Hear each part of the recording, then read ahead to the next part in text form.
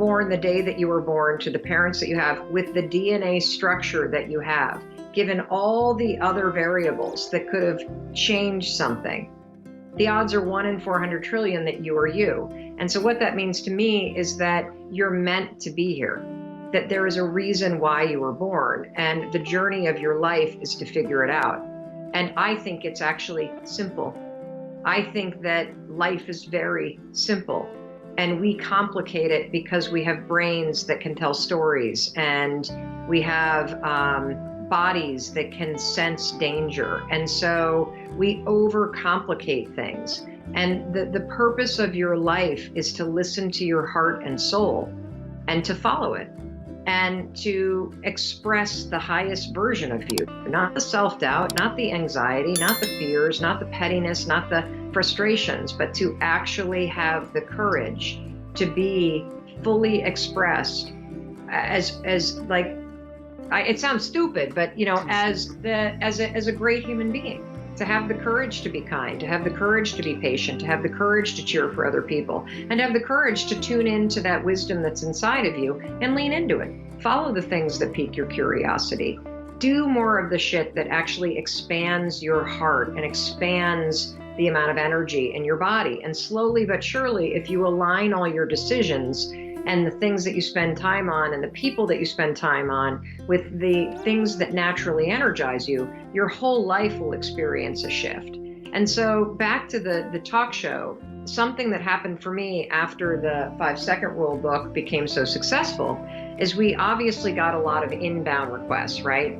Because when you prove to the world that you have something that the world wants and that you can make a lot of money doing it too, and you're a successful businesswoman, now everybody wants to play. So every single television production company and radio and podcasts and even corporations reaching out to us saying, hey, would you consider doing something if we were the advertiser?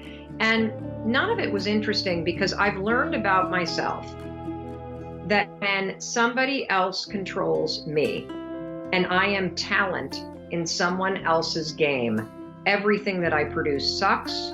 I resent the people that I'm working with, and I hate the process. Very difficult to reveal that, except to someone who can't run away. Now that I'm not saying that people should never separate. I am saying, though, that it's better not to, if you can manage it. But then the other thing too is, if you can't run away, then you're motivated in a different way. It's like, I'm stuck with this woman and she's stuck with me. And unless we want to have this same goddamn fight over and over and over for the next who knows how long, why don't we straighten it out? And then we can put it behind us. See, the vow gives you a kind of desperation that is another motivation to actually solve the problems. And if you've got a way out, you can always stay hidden. You can guard yourself, you can protect yourself, and even protect that part of yourself that thinks that it can leave if things get too bad. Now, the problem with that, in my estimation, is that you're going to drag your stupidity into the next relationship. Right, always do, right? Well, generally speaking, right? And so now you can get under unfortunate circumstances, you can get tangled up with someone who's not playing a straight game with you and won't, and it's just impossible. But I'm not talking about the limit cases, I'm talking about the average case, the average amount of unhappiness and trouble. It's still plenty. And then just one more thing I'd add to that. You also have to, in some sense, shake the illusion that the other person is somehow not you. You're so tied up with them that there's no difference between you and them in some sense, is that what's good for her is going to be good for you and vice versa.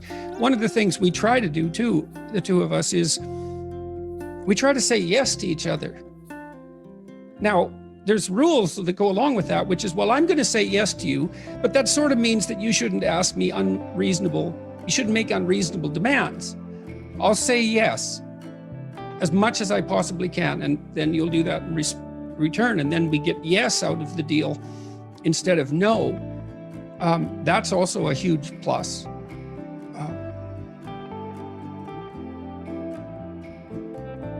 So that's, is there anything else about, you have to want the best for the other person and you and for the relationship.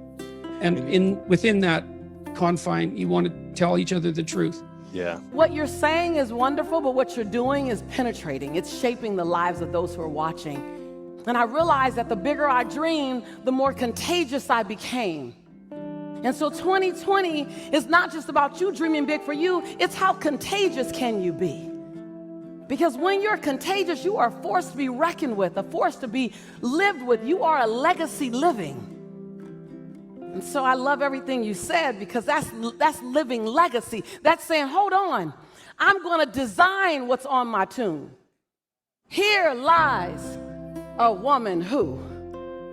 Here lies a man who. And oh, by the way, there's not enough tombstone to write it. So our agreement, our guideline is when you hear something that resonates with your soul, y'all already know you want to say it already. But we got to tell the newbies about it. When something resonates with your soul, I want you to say yes, but I want the second yes to be higher than the first yes. I want the second yes to make the chandelier shake. On the count of three, we're going to try it. 1, 2, 3. Yes. Only at Mind Valley do you nail it the first time. I'm just telling you. I'm just saying. Now that first yes is the yes to everything you know you can do. But the second yes, and I promise you, I don't care how many times I have you do this, don't let it ever get old. Let the second yes be to the thing that's being born through you. And it's going to cost you something. It's going to cost you more time than you thought you'd have. It's going to cost you way more money than you thought you would invest. It's going to cost you some friends who couldn't make the entire journey with you. It's going to cost you that sense of, oh my God, I got to leave. I got to die to the old me to allow the new me to be born to my future. It's going to cost you something. So the second yes has to be higher than the first. Let's just try it again. 1, 2, 3. Yes. Let's try it again. 1, 2, 3. Yes. Every time I say something that resonates with your soul, I want you to say, yes. Every time you hear your truth, I want you to say, yes. Even if it stings a little bit, I still want you to say, yes. Even if your neighbor's not participating yet,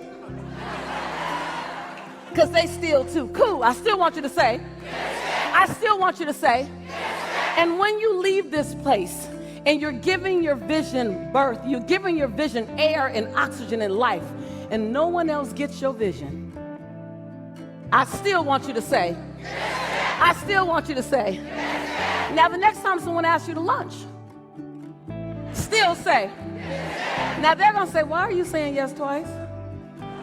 You went to that weird thing with all those unicorn people, and now you can't say yes once, you say yes twice. And I want you to reply and say, if you want to get something different, you have to do something different, even if it's just one extra yes with a lot of extra juice.